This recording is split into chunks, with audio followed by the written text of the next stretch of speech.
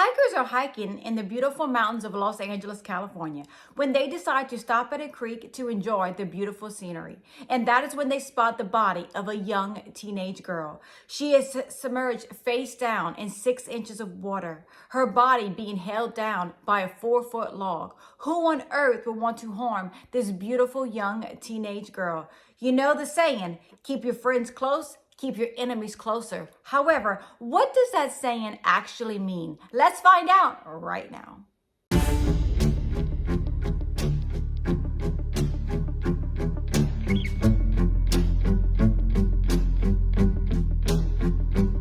Happy Wicked Wednesday, my Cajun cuties. Yes, it's me, Anne Marie, aka the Cajun Crime Queen from Carrico, Louisiana. Cajun born, Cajun bred, and when I die, I'll be Cajun dead. I hope after this video that you like, subscribe, and comment, and don't forget to press notification bell so you never miss a video from me, Anne Marie. I hope you have a beverage. I hope you have a snuggle partner or a snuggle fur partner. Those are the best, and you're ready to hear a true crime case with yours truly. And as always, I want to know, are y'all drinking that water? Are y'all staying hydrated? Are y'all getting those tickers up? Remember, just a quick 20-30 minute walk, especially first thing in the morning, get those endorphins up, and you are going to have an amazing, wonderful day, I promise you. And as always, thank you all for joining me on this Wicked Wednesday evening as we discuss another true crime case. Today, I'm going to be taking you back to the fall of 1985 in Los Angeles, California, 40 years ago, when a beautiful young teenage girl is brutally murdered in the mountains of Los Angeles.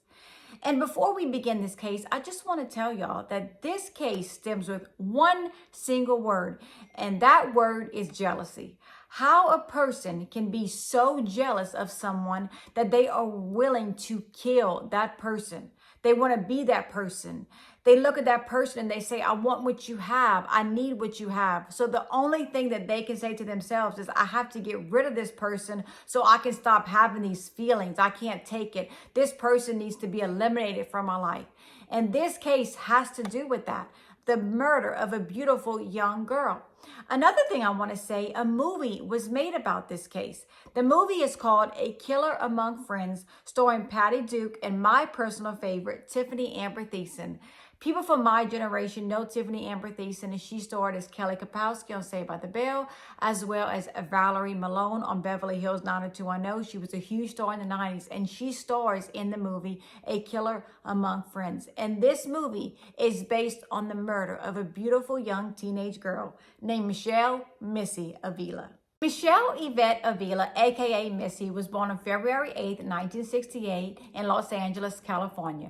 She grew up in Arleta, near Los Angeles in the San Fernando Valley. She was a beautiful, young, sweet girl. She had long, thick hair. She had light, beautiful eyes, and everyone loved Missy. When Missy was 8 years old, she met her very best friend, Karen Severstein. The two were pretty much inseparable. They loved each other so much. They would have slumber parties. They would play with Barbies. They would go to the skating rink. They would go to the park. They were always together. They were very best friends all the way from elementary school to junior high. However, when they entered San Fernando High, they became distant. And we all know how that is. We all grow up with a friend, and then the older we get, a lot of us grow apart, especially once we reach high school. We go to different schools. We're not in the same classes. A lot of times friendships grow apart. However, in some cases, we do see people that are still friends. You know, they've been friends for 40 years. So that does happen. In this case, the two grew apart as soon as they entered high school. Karen began to notice that Missy was very popular. She was popular with the girls. She was popular with the boys. Everyone loved Missy. Everyone wanted to be around Missy. She was extremely attractive, and Karen became extremely jealous and envious of Missy. She wanted to know why Missy wasn't spending as much time with her anymore. Why was Missy spending less and less time with her best friend Karen? She became so enraged that Missy was starting to grow more and more distance from her best friend Karen. Karen just couldn't take it anymore. She had had enough. She couldn't take the fact that all of these people wanted to be around Missy, that the girls wanted to be friends with Missy, that the boys wanted to be in a relationship with Missy. She wanted to put an end to it. So what does Karen do? She decides she is going to start a nasty rumor about her best friend, Missy Avila. She goes up to all these girls and tells these girls how Missy is sleeping with all their boyfriends, how Missy is easy, how Missy goes after other girls' boyfriends. She wants Missy to suffer. So all these girls that Missy didn't even know hated her, and she couldn't figure out why. Why are all these rumors starting about Missy? Why? She had no clue that her best friend Karen was spreading these nasty rumors about her. And I could only imagine, now we have the internet. So rumors get spread so very fast. We have the internet, we have social media. However, back then in the 1980s, there was no internet. However, these rumors about Missy spread very rapidly. They were just going on and on and on. And you know what they say, the tales grow taller on down the line. We've all had a rumor about us. Y'all, I'm 41 and I still have rumors about me. Yes, I still have rumors about me. They don't bother me like they did when I was in high school. But when you are in high school, when you are young, these rumors really get to you. And you want to know why people saying these things. Who could be spreading these nasty rumors? Well, this person was Missy's best friend, Karen. In the summer of 1985, all of these girls that hated Missy, that Missy didn't even know, surrounded Missy and jumped her. They beat her up so very bad. Missy arrives home and her mother sees her and says, Missy, what happened? Your clothes are torn, your face is beat up, you're beat up, what's going on? She says, Mom, these girls that I don't even know jumped me. They accused me of sleeping with all their boyfriends and none of it's true. I didn't do any of these things. She had no clue that Karen had made all these girls jump her. And in reality, none of these rumors were true. Missy's mother, Irene, decides to go to the police station and file a police report. She is furious. Any mother would be furious. I would do whatever it took to protect my child. And that's what Irene was doing. She wanted to protect Missy. She wanted Missy to have her day in court. Missy was so badly beat up and Irene was enraged. Not too long after the altercation, Missy started dating a young man named Randy. However, only after a month, the two broke up. We all know how high school relationships, they never last. They normally don't last long, and Missy broke up with Randy due to his constant partying. Not long after Missy broke up with Randy, Karen starts dating Randy, and the two become extremely serious. They end up moving in together. Karen tells Missy's mother, Irene, that she witnessed Randy pulling Missy onto his lap at a party. Missy says that as soon as Randy pulled her onto his lap, she told him, I'm not interested in you and I have no interest of rekindling our relationship. Missy tells Karen that she needs to break up with Randy. She's like, look, Randy's no good. Just break up with him and find you a good guy. This enraged Karen, and she stopped talking to Missy for a while. And not too long after that, Missy and Karen got into a physical altercation at the neighborhood park. A witness says that Karen threatened Missy with a broken beer bottle, pushed her, and slapped her. This was very, very sad because these two girls were best friends. They were best friends for so long, but Karen was growing more and more jealous of Missy. She was even more jealous of Missy now because Karen knew that her boyfriend Randy wanted Missy back. He wanted to be in a relationship with Missy, and this was making Karen crazy. On October 1st, 1985, Missy told her mother, Irene, that she was going to go out with her school friend, Laura Doyle. Irene, Missy's mother, said, that's fine. Just make sure you're home by 6 o'clock. That was the last time Irene saw her beautiful 17-year-old daughter, Missy, alive. All of a sudden, 6 o'clock comes and Missy isn't home. Irene starts to become extremely worried when all of a sudden the phone rings and the voice is Laura Doyle, the same girl that picked up Missy hours before. Laura says, may I speak to Missy, please? And Irene's like, wait. I thought Missy was with you. What do you mean you don't know where she is?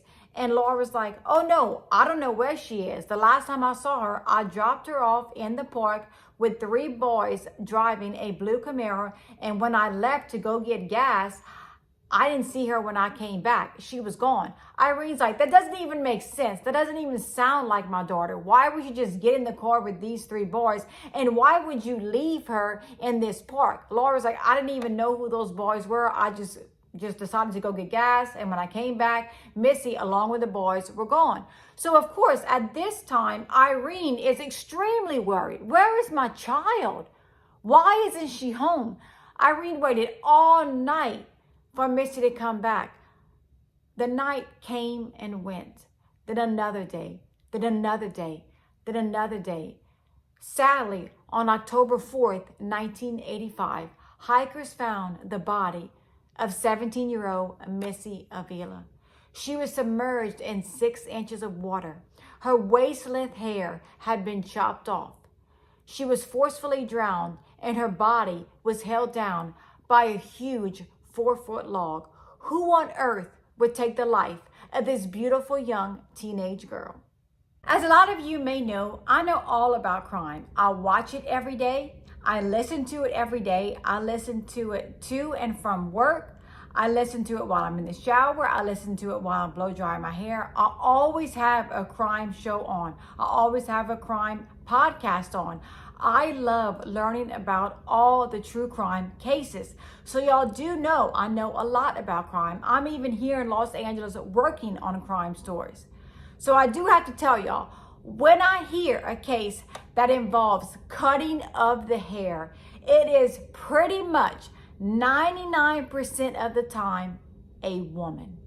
A woman is the murderer. Why? And I'm going to tell y'all why, okay? I'm just going to give y'all a little crime lesson right now.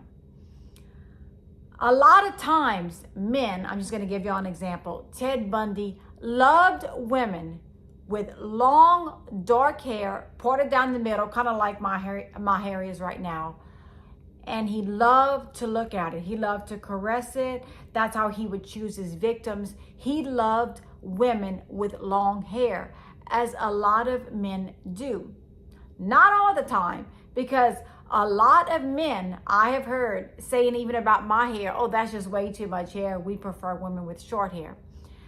But normally you don't see a man cutting his victim's hair. It has happened. Trust me, I've heard of cases where it has happened. But normally, in most cases, a woman who gets murdered and her hair is cut, there is another woman involved. And that's when you know it is some type of jealousy that went on. This person is jealous of the person's hair. This person is jealous of the person's looks. So I'm letting y'all know, when y'all hear about a case it involves of cutting of the hair, especially a woman, 9 times out of 10, the murderer is another woman. So y'all always remember that. In a lot of cases, men will not cut a woman's hair, but a woman will cut another woman's hair. Everyone went to Missy's funeral, her friends Kara, as well as her friend Laura Doyle. And remember, Laura Doyle was the last person to have seen Missy alive. She's the one that picked her up. She also said that she left Missy in the park with 3 boys driving a blue Camaro. Laura even sent the family a sympathy card containing $20 in it. Karen and Laura would pass out flyers all over town. They wanted to find Missy's murderer. They wanted this murder solved. Karen became so obsessed that she moved in with Missy's mother, Irene. She became Irene's surrogate daughter. She wanted to replace Missy. She became so obsessed with the murder of her best friend, Missy, that she visited Missy's grave site multiple times a week. She covered her walls with pictures and newspaper clippings of Missy. She even visited the creek where Missy's body was found multiple times a week. She wanted to monitor everything Irene was saying to the cops. She was watching everything Missy's mother did. She was just so very obsessed with the murder of her best friend. The cops were so very worried. They thought that this case was going to become a cold case. It was almost 3 years now, and they had no leads at all. They couldn't figure out who would take the life of this beautiful young teenage girl. When boom, almost 3 years after the murder of Missy Avila on July 26, 1988, Missy's friend Eva comes forward and tells the police, "I have something to say. I know exactly what happened on the day of Missy's murder." The cops sat back and they were shocked about what they had just heard from Missy's friend Eva. Eva says that not only did she know exactly what happened to Missy, but that she was there when it happened. According to prosecutors, Laura and Karen pretended to be mad at each other. They all met up at this park and they took a 45-minute drive. Laura and Karen were arguing with each other. They were pretending to be mad at each other. They were screaming at each other through the car. They drove to these mountains. Once they arrived, they let Missy know that it was her they were mad at. It was her they were upset with. It was her they wanted to confront. It was her they wanted to bully. They started telling Missy, "Oh, you're loose. You slept with this person. You slept with that person. You slept with my boyfriend. You slept with her boyfriend. You sleep with everybody's boyfriends. And we want to teach you a lesson." So they start going back and forth with her. They're slowly beating her up. They tie her hands behind her back. They cut her hair. They bring her to this stream. And when they bring her to this stream, they hold her down in 6 inches of water, face down. And when she stops moving, they place a 4-foot log on Missy's tiny little bitty body. Now, Missy, I don't know if I told y'all, she's barely 5 feet and doesn't even weigh 100 pounds. So she is no match for Karen and Laura. 2 people are jumping Missy at this time, and she cannot get away. And all of a sudden, Eva doesn't want to watch this. She doesn't want to see this, so she goes back up to the car. She leaves Missy there to fend for herself. So how very sad is this? This sweet girl, Missy, laid face down, deceased in that stream for almost 4 days. And Karen and Laura knew that their best friend was there. And I'm going to tell y'all this right now. In my personal opinion, Eva, the friend that was there and saw the whole thing take place and just left Missy to fend for herself, she is just as guilty as Laura and Karen, because there is no way, look how tiny I am, there's no way I would watch somebody be murdered. I would do something. I would throw something at them. I would try to stop them. I would get between them. I would try to help the girl, even if it meant I was going to get hurt too. I know me, and I could not just watch that happen to someone. But no, Eva, she just left Missy there and kept going. In March of 1990, Karen Severson and Laura Doyle were convicted of second-degree murder and sentenced to 15 years to life in prison. On December 9, 2011, Karen Severson is released from prison after serving 21 and a half years. And Laura Doyle was released from prison in December of 2012 after serving 22 years. Could y'all imagine how Irene, Missy's mother, must have felt knowing that Karen Severson, the girl she had been knowing since she was 8 years old, the girl that moved into her home after her daughter Missy passed away, was her daughter's killer? She had her daughter's killer living in her house with her. Could y'all imagine? Could y'all imagine how Irene must have felt the rage, the betrayal, the shocking news? This must have killed her. And the other girl, Laura, who went to Missy's house, picked her up, knew Irene, went to the funeral, passed out flyers, sent a sympathy card with $20 in it. And the whole time she was the murderer. Could y'all believe that? It takes a monster of a person to do this to someone. Number one, to kill someone. But number two, to move in with your victim's mother after you murder them, to see them suffering every day. That's just a whole nother level of evil, y'all. And I am just shocked at the fact that these girls thought they were really going to pull this off. I guess it's a good thing that Eva came forward and told the police what she knew. However, in my personal opinion, like I said earlier, I do believe that Eva was just as guilty because she didn't say anything. She didn't do anything. She let her friend Missy just be murdered by these two monstrous women and did nothing. However, she did do something good by coming forward almost 3 years later to report the murder. And I truly hope that Missy is resting in peace. As y'all know, when I research a case, I research everything. I read every book. I watch every documentary. I even saw the movie A Killer Among Friends. And I watched the Dr. Phil episode with Karen Severstein. I want to give y'all all of the knowledge from this case. And when Dr. Phil interviewed Karen Severstein, she has a whole different story. She says that she picked up Eva and Laura picked up Missy. They were all supposed to meet at this park. They were going to confront Missy and tell Missy all about herself, how she was loose and she was sleeping with everybody's boyfriends. However, Karen says when they arrived at the park, Laura and Missy weren't there, so they went to leave. And then all of a sudden, Laura drives up and signals Karen to follow them. Karen says she's following them and she knows this path. She says, oh, we're going to the mountains. She said, it wasn't very foreign to her because this is a place where they party, but it was very inconvenient to take this 45-minute drive. Once they get up to the mountains, they confront Missy. They tell her to get out of the car. They're cursing each other out. Missy's even cursing them out. They're going back and forth with each other.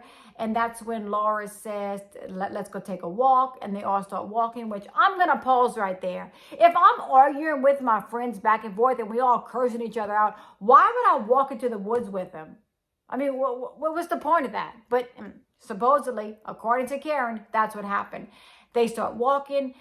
While they're walking, Missy stops, sits on a rock, and says, I'm not walking any further. That's when they tie her hands behind her back, and they have a knife, and they start chopping Missy's hair off. Karen says she goes to walk away. Laura's in the stream and tells Missy, come on, Missy, come on, come here. And Missy kind of looks back at Karen like, you're going to help me? And Karen says she hits Missy, pushes Missy towards Laura, and that's when Missy falls down. Karen straddles her, and Laura looks at Karen and says, hey, toss me that, and it's a huge log, and Karen says she just kicked the log towards Laura, and the log landed by Laura's foot, and that's when Karen says she turned around and walked away and went back to the car. She says she did not see anything else after that, because she heard Eva were in the car, and Laura is the one that did everything to Missy. Do I believe that? No.